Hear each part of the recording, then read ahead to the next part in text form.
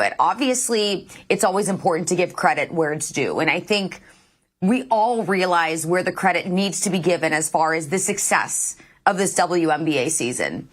Caitlin Clark came in and made such an impact on how many people started to care about the WNBA. This was the highest viewed season in the history of the league. In 28 years, the numbers were stellar. Caitlin Clark drew a whole new fan base into it. And now the question is, because she has been eliminated, she and the Indiana Fever are eliminated after losing 2 games to the Connecticut Sun. What is the rest of the season going to look like ratings-wise for the WNBA? Are people still going to care? Caitlin Clark and the Indiana Fever lost the second game of their series in a close 87-81 match on September 25th, ending their playoff run. Following Clark's exit from the WNBA playoffs, ex-ESPN journalist Charly Arnolt discussed how her absence could impact the league's ratings and viewership on OutKick The Morning. Let's see what Charly said. Her first playoff game, drawing 1.84 million viewers. Ridiculous numbers. The highest rated playoff game since Game 2 of the 2000 WNBA Finals. This wasn't even just an opening round game back in 2000. This was one of the finals games. So this clearly is showing how much of an impact Caitlin Clark is having.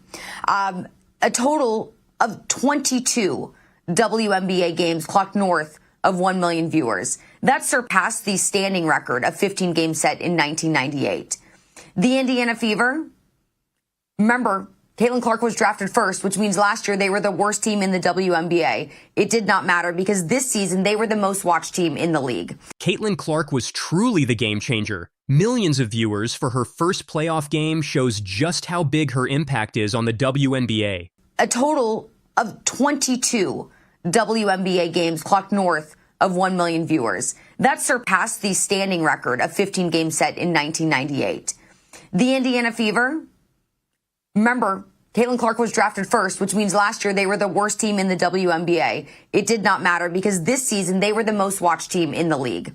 An average of viewership, 1.1 million viewers each game in the regular season. Other games, listen to this, paled in comparison, drawing just about 394,000 viewers on average per game. So 1.19 million versus 394,000 for the rest of the WNBA teams. Caitlin Clark took the Indiana Fever from the bottom to the top in viewership. 1.1 million viewers per game shows just how much she's changed the game. No one else is pulling those numbers. Before we proceed further, let's see Clark performance. Insert great shooter.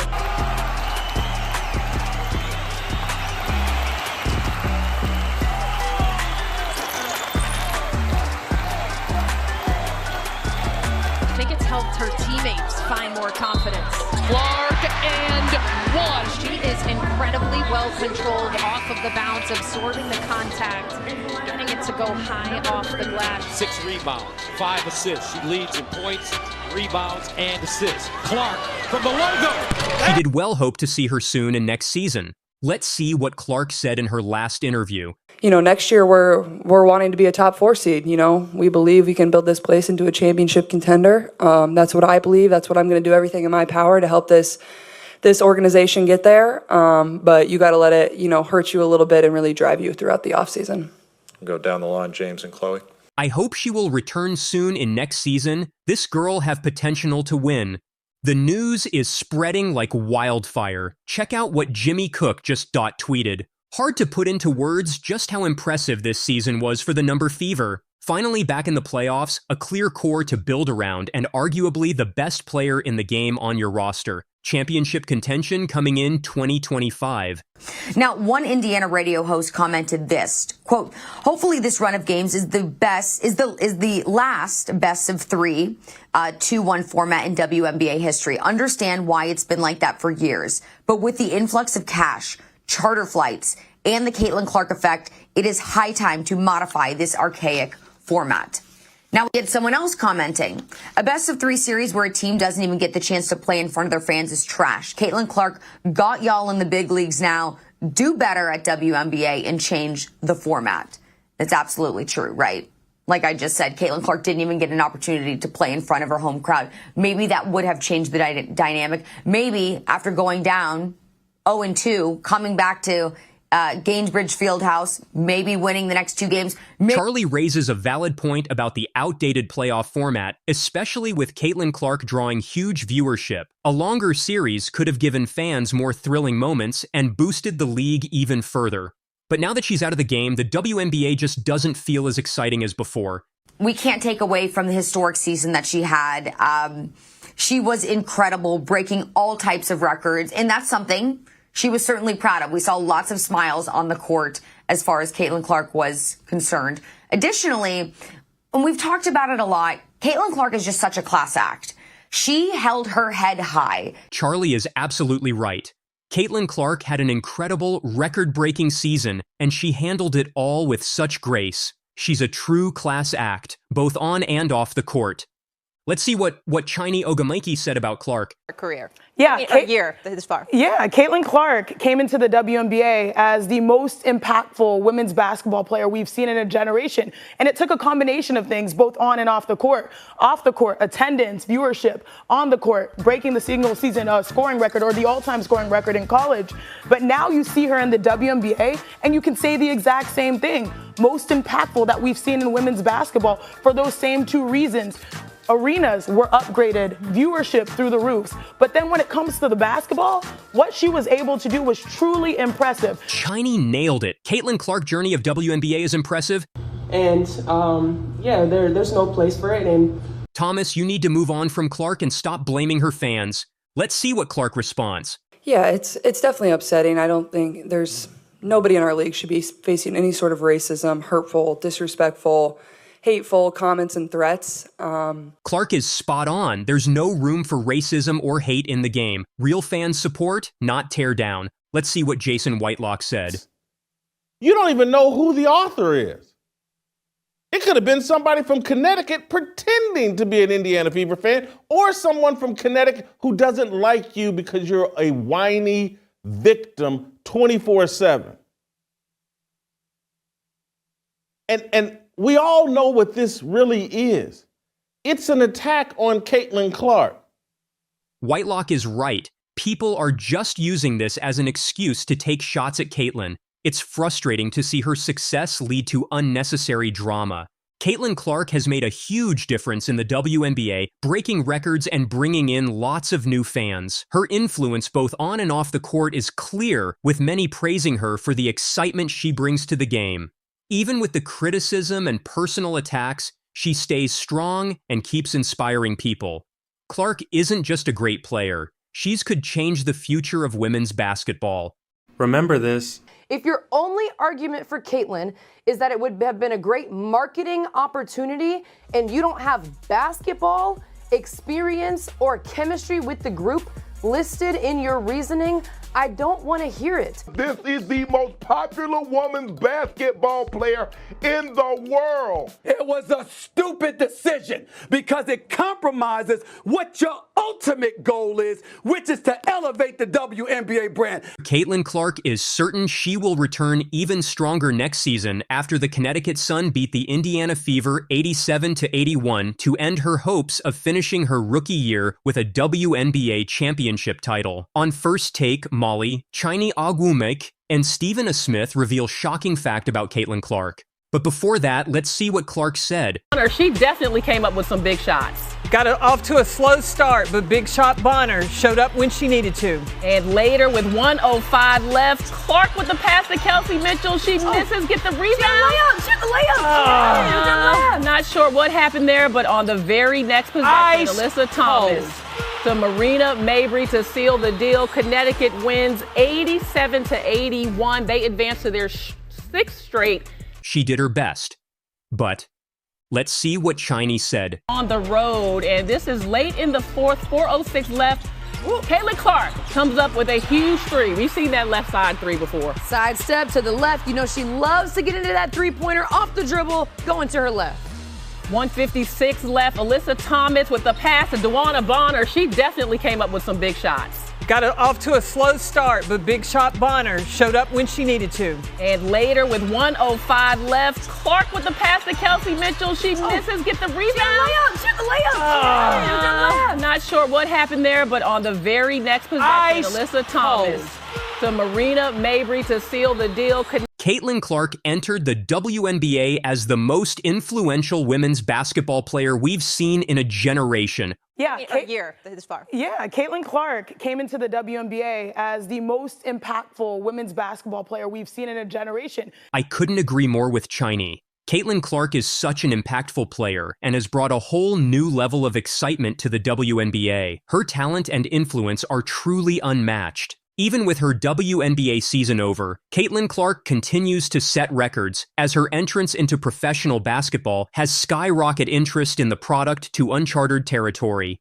The Fever exited the postseason on Wednesday night with a loss to the Connecticut Sun. Game 2 of their WNBA quarterfinal matchup was the most watched game in league history on cable, averaging 2.5 million viewers. The Suns' win over the Fever peaked at 3.4 million viewers and helped the second half of their playoff doubleheader between the Mercury and Lynx average 1.2 million viewers. The same viewing slot for the WNBA raised viewership 507% from last year's figures. Clark played in the most viewed cable telecast of the day for everyone in males under the age of 50. Connecticut looking to close things out tonight, and here we go.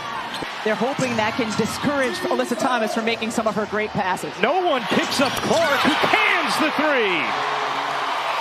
Rebound flagged down by Clark. The latter game of Phoenix, Minnesota was the third most watched WNBA playoff game ever on ESPN. The first round games overall have averaged 1.1 million viewers, the most watched postseason in WNBA history. In the season-ending loss to the Sun, Clark scored 25 points, adding 9 assists and 6 rebounds. She's the first rookie to have pulled off a 25-5-5 game in the postseason. The WNBA Rookie of the Year being at the forefront of the Fever's revival led her to achieving several more astonishing feats during the regular season as well. Let's see what Molly said before. Some of us felt like maybe she hadn't proved it in the WNBA, but at this point, she certainly has. So she proved everybody wrong. What about the guards? Let's talk about the guards that did make it. That's rude, Molly. Let's see what Smith said to Molly. The only other athletes that I can see recently, the past generation, that have moved the needle like this, maybe Serena Williams, absolutely. Anytime she played, anytime she won titles, straight up viewership, box office, Simone Biles, we just came off of the Olympics. You look at that list. Now, the difference is Caitlin has yet to win. Yeah. But the cool thing about women's basketball is people are following her story. They followed her story at Iowa, now to the pros, and now people are going to continue to follow her until she hopefully gets a championship. First of all, let's put this in its proper perspective. When I think about Caitlin Clark, the operative word that comes to my mind is gratitude. There's an incredible level of gratitude that should be accorded to this young lady with what she did for the sport. That's not to take anything away from anybody else, but I often argue, when I've argued with folks about this, you think NBA players shouldn't be thankful to Magic Johnson? It's frustrating to hear Molly downplay Caitlin Clark's Olympic team selection. Smith was right to call her out. Clark wasn't just chosen for her stats at the time, but for her incredible potential and overall impact on the game. Team USA picks players who bring more than just numbers, and Clark has proven she deserved that spot, no matter what anyone says. Molly asked to Smith, That doesn't, when the audience was telling you, no, something else matters. Let me just hold on. Let me say one thing, because I want to push this forward to Alyssa Thomas. Sure. Stephen A., what is the major point that you want to make here, your major thesis statement on this? Because every time Caitlin Clark comes up, I feel like... Oh, Molly, seriously? Every time Caitlin Clark comes up, you just have to throw shade. It's pretty clear you can't handle how much attention she's getting. Maybe instead of taunting Smith, you should recognize that Clark's talent speaks for itself. Smith responds to Molly. ...of this narrative, where you're frustrated. Well, first of all, I'm not frustrated. Number two, I did get stuff off my chest on numerous occasions. I'm just reiterating my points because I think one of the things that needed to be mentioned was that even though Caitlin Clark is new to this, and even though she has proven to be a potentially sensational player, the resentment that some, not most, not all, but they say some, those who squeak get the loud, I forgot the phrase, but that stuff that was going on was real. And you see it with some of her fans. You see it with a lot of people who were looking at the WNBA and using that as a means to castigate them.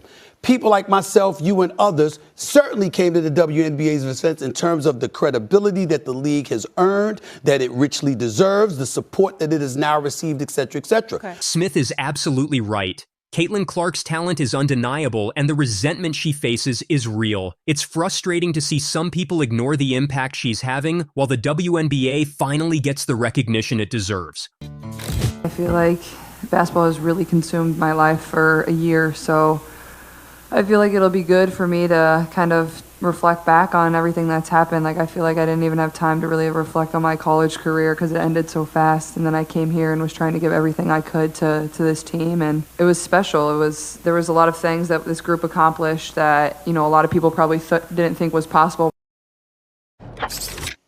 All right, Caitlin finally getting a moment to breathe, right? As she just mentioned, didn't even get to reflect at all on her college career and just jumped right into things and had an epic season. How would you describe, Chiney, her historic career? Yeah, a year this far. Yeah, Caitlin Clark came into the WNBA as the most impactful women's basketball player we've seen in a generation. And I can totally understand where Caitlin is coming from. She's been nonstop, giving everything to her teams, and it's amazing to see how much she's accomplished. Taking time to reflect on her journey makes sense, especially after such a whirlwind year. She's done so much that people didn't expect, and fans can't wait to see what's next for her. Andrea Carter revealed how Connecticut Sun won. She said, but also when you think about this Connecticut team, they're balanced. Yeah. Everybody scored that got in the game. They had 18 points off the bench. Veronica Burton and Olivia Nelson-Ododa were phenomenal. They played so well. Alyssa Thomas was doing her thing. Big Shot Bonner made shots. They were more experienced, but they also had more weapons. When you look at Indiana, they had 3 weapons offensively. It was Caitlin Clark, Kelsey Mitchell, and Aaliyah Boston. They couldn't compete. I think the biggest thing was it's tough to see Indiana struggle, especially when they rely so heavily on Clark. Connecticut's depth and experience were just too much to handle. Even though Indiana couldn't compete this time, I know Caitlin gave it her all, and I can't wait to see her continue to grow and lead in the future. A scoring record or the all-time scoring record in college. But now you see her in the WNBA and you can say the exact same thing. Most impactful that we've seen in women's basketball for those same 2 reasons. Arenas were upgraded, viewership through the roofs. But then when it comes to the basketball, what she was able to do was truly impressive. She averaged 19 and 8. Fans agree with Chiney's assessment, recognizing Caitlin Clark's continued impact in the WNBA. Her record-breaking college career and ability to boost viewership and elevate the game in the league have impressed many, showing she's truly a standout player in women's basketball.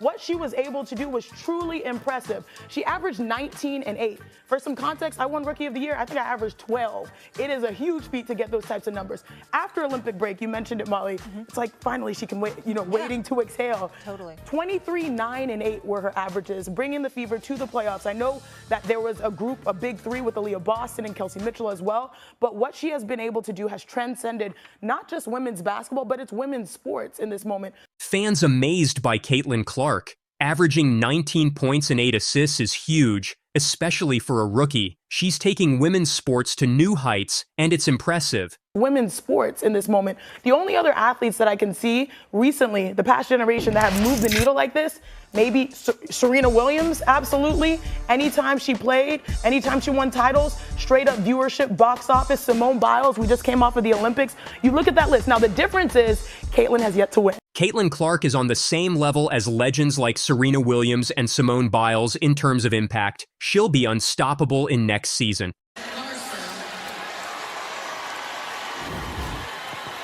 And Angel Reese knows a ring is coming.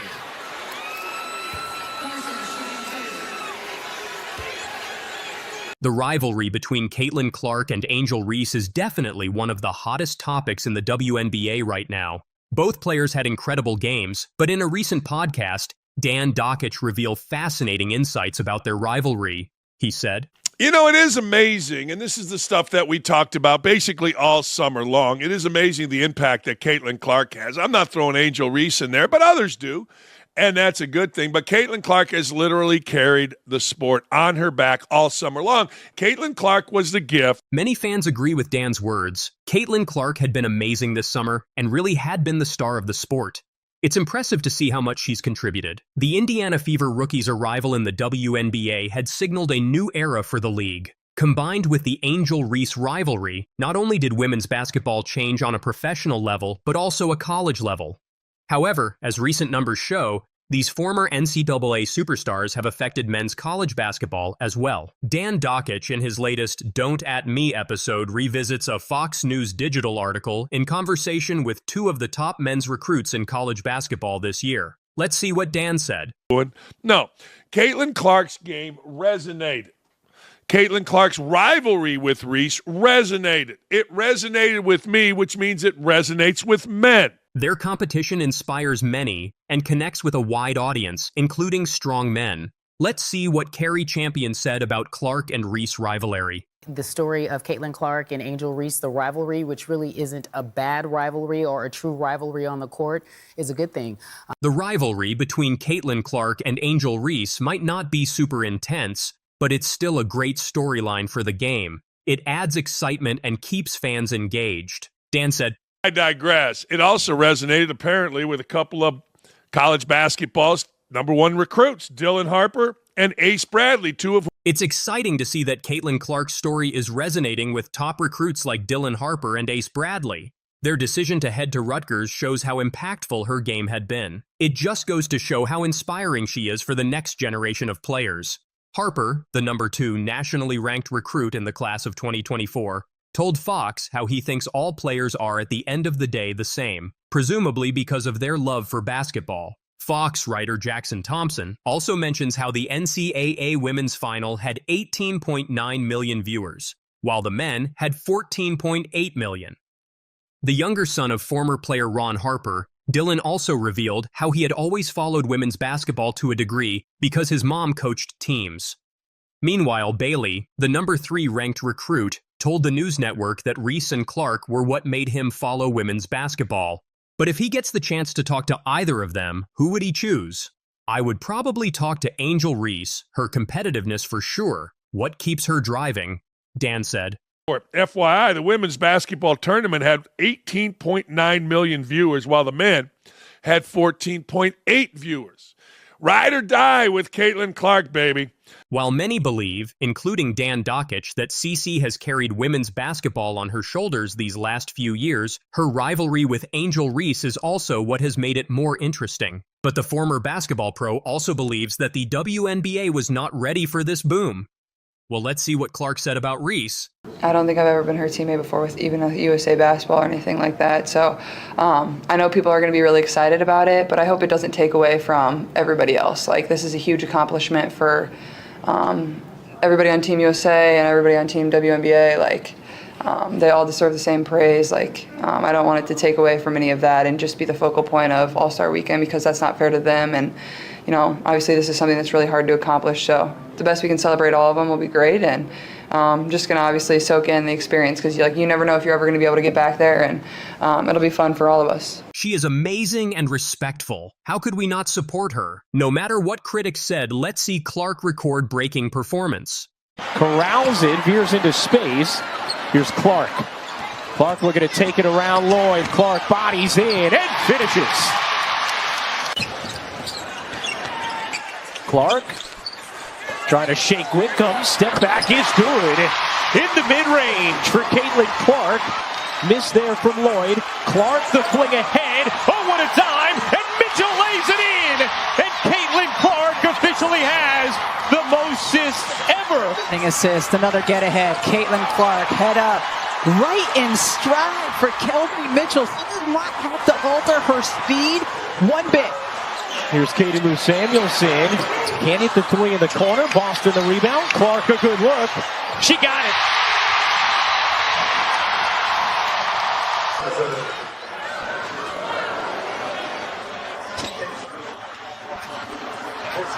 You had this tornado hit, and you weren't ready, says Dan Dockich on Caitlin Clark.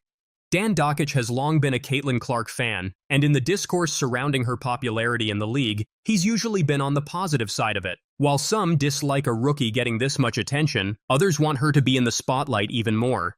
But Dockich believes that while she's changing the game, the WNBA is not dealing with it properly. Let's see what Dan said in response to her haters. Only should you have known that Caitlin Clark was going to be a star, you should have prepared for it. You should have said, look, this is what is getting ready to happen. So let's do everything to enhance. Meaning, let's make sure she's on the Olympic team. Let's make sure that other NBA women are smart enough not to be morons to her. But that didn't happen. And they had to go through all of this garbage. I mean, all of this crap, and Kathy Engelbert didn't understand it. Dan is right. Caitlin Clark's talent was obvious from the start, and it's frustrating that she wasn't fully supported. And it's disappointing to see her face negativity from others in the league. Caitlin Clark had the option of playing a 5th year for Iowa under the additional COVID-19 year, but she chose to graduate on time and enter the W. While many thought her college success wouldn't translate into success as a professional, the Fever rookie has clearly proven them wrong. So has Angel Reese. With CC leading the league in assists and the Sky player in rebounds at one point in time, their rookie year has sensationalized the sport, even influencing the men's side of it. And it's only the beginning. Because the African-American lesbian players were going overboard in their racism and sexism on Caitlin Clark.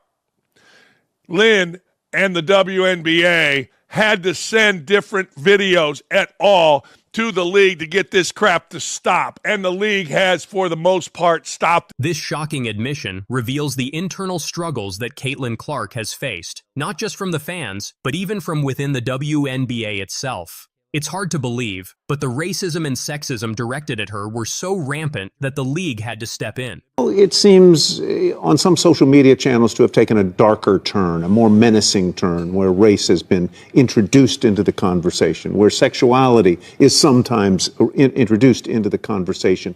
How do you try and stay ahead of that, try and tamp it down, or act as a league when two of your most visible players are involved, not personally, it would seem, but their fan bases are involved in saying some very uncharitable things about. This was the turning point when the conversations around Caitlin Clark's performance started moving away from basketball and into darker territory. Race and sexuality became the focus of an escalating controversy. One thing that's great about the league right now, we do sit at this intersection of culture and sport and fashion and music. Like, the WNBA players are really looked at now as cultural icons. True. And when you have that, you have a lot of attention on you. There's no more apathy. Everybody cares. It is a little that Bird Magic moment, if you recall, from 1979 when those two rookies came in from a big college rivalry, one white, one black. And so we have that moment with these two. But while Engelbert tries to frame this as a historic rivalry moment, it's far from that.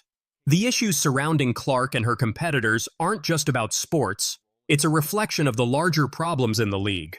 Well, I mean, might as well. Caitlin Clark, they got their ass beat last night. But, man, Charles Barkley said this a couple days ago, that the WNBA could not have effed this up more. Kathy Engelbert, who is the commissioner, is facing criticism from members of the Players Association for not condemning racism and homophobia, which was, of course, and inevitably tied back to Caitlin Clark. Barkley lays it all out. This was a failure on multiple levels, and now Clark is at the center of it all. The league's inability to handle these tensions has left everyone watching. You answered them in private. Awful Announcing said her response was not only lackluster. Oh, really? It lacked of any substance. Well, so what? She's right. This is months ago, you idiots at Awful Announcing. What are you talking about? Engelbert's word salad reply. Even media outlets are calling out the league's inability to tackle these issues head on. Caitlin Clark may be a top performer, but the WNBA's handling of the controversies surrounding her is far from winning any accolades. The relationships I create here are my legacy. Caitlin Clark quite clearly announced back in Iowa just what she thought mattered the most to her. And now, as she continues to thrill the WNBA crowd with her record-breaking displays, she stands by her words. When the generational talent was drafted as the first overall pick this year, She was not the only one joining the league after shining for the Hawkeyes. Kate Martin was another Iowa alum who entered the big stage, joining the Las Vegas Aces. As their third encounter comes close, Clark is ready to host her former teammate just as nicely. In her recent media availability, the Fever guard talked about welcoming Kate Martin to Indianapolis. She said, "It's definitely pretty weird to us, like we were teammates for 4 years. We got very used to that and now going against." So then like you love it, you joke about it, but at the same time, it just takes some getting used to. I know a lot of our coaches will be here on the same night. Looks like a fun thing for all of them to be able to do too, and sharing that memory and that joy with us. But I'm just super proud of her and happy for her. The 22-year-old guard also hinted towards her former Iowa head coach, Lisa Bluder, making an attendance when Fever will lock horns with the Aces on Wednesday. Both of the WNBA rookies played 4 years together with Bluder at the helm and led the Hawkeyes to back-to-back NCAA finals. When the duo bid adieu to their alma mater, the 63-year-old also decided to step down from the coaching role. While Caitlin Clark has definitely been the talk of the town with her exceptional rookie season, her best friend Martin is yet to have a firm grip with Aces. Nevertheless, she has always found her college best friend acknowledging her and their friendship. The friendship between the opponent rookies, back in May, the former college teammates faced for the very first time in W. While the excitement among enthusiasts was obvious, Clark only made the matchup even more interesting when she opened up on her bond with the Aces rookie. "Kate is obviously one of my best friends, somebody that was with me all 4 years at Iowa. I was the person that kind of begged her to come back for her 6th year," said the Fever number 22. After taking a redshirt year and benefiting from the NCAA's COVID-19 eligibility extension, Martin announced in February 2023 that she would be returning for a 6th and final season with the Hawkeyes. She, along with Clark, led the team to the finals, but could not sweep the championship after falling to the South Carolina Gamecocks. Caitlin isn't much of a defender either.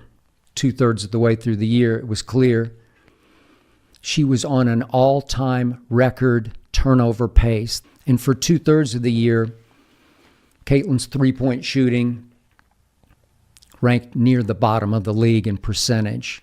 I still get frustrated because she won't shoot enough in fourth quarters because she defers to her vets. Angel Reese is actually a poor defender. Angel's team has now fallen to 11-22, so she isn't having nearly the impact that Caitlin is having on her team. Angel Reese is better than Caitlin Clark, is saying Rodman was better than Michael Jordan. The truth is, Angel's a poor shooter of the basketball. I don't know any other way to say it. She's just a poor shooter. Skip didn't hold back when it came to discussing two of the WNBA's most talked about rookies, Caitlin Clark and Angel Reese. Let's see how Skip absolutely destroyed these young stars. Caitlin isn't much of a defender either, though she can and she will steal the basketball. She's 15th in the WNBA in steals. First up, let's talk about Caitlin Clark. Now, we all know she's been making waves in the league, but Skip's not buying all the hype. He starts off by dropping this bomb. Caitlin isn't much of a defender either. Ouch. That's gotta hurt for all the Clark fans out there. But wait, there's more. 2/3 of the way through the year, it was clear she was on an all-time record turnover pace, the likes of which I have never witnessed. It's almost like she was trying to turn the basketball over. Skip doesn't stop there. He goes on to absolutely roast Clark's ball handling skills. According to Skip, 2/3 of the way through the year, it was clear she was on an all-time record turnover pace. An all-time record? That's not the kind of history you want to be making in your rookie year, Caitlin. Caitlin's three-point shooting ranked near the bottom of the league in percentage. Yet, you're right. The truth is... But hold on to your seats, folks, because Skip's just warming up. He then takes aim at Clark's shooting, saying, "For 2/3 of the year, Caitlin's three-point shooting ranked near the bottom of the league in percentage." Near the bottom of the league? That's not what you expect from someone who's supposed to be a sharpshooter. I still get frustrated because she won't shoot enough in fourth quarters because she defers to her vets. She's got horrendous pressure on her. And just when you think Skip's done with Clark, he delivers this final blow. I still get frustrated because she won't shoot enough in fourth quarters because she defers to her vets. Looks like Skip thinks Clark needs to step up and take charge in crunch time. No mercy from Bayless today. Now let's turn our attention to Angel Reese. If you thought Skip was harsh on Clark, wait till you hear what he had to say about Reese.